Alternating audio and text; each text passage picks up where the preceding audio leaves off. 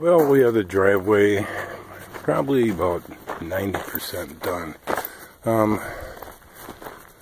This is a part of the driveway I did last week, and this is what we did this week. My son had yesterday and today off, so he fortunately came and helped me. And I think the driveway, I'm gonna have to guess, is about a quarter-mile long total.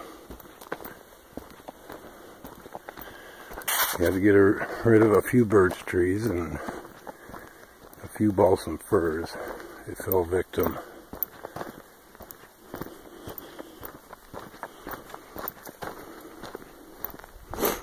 And we got the camper moved here too.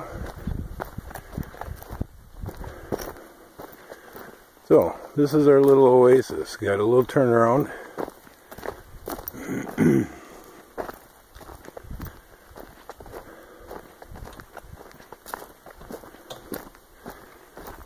We got some work to do here to kind of clear this out.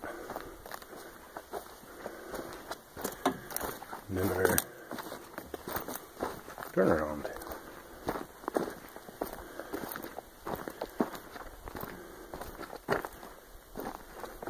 So, should be able to get everything through here.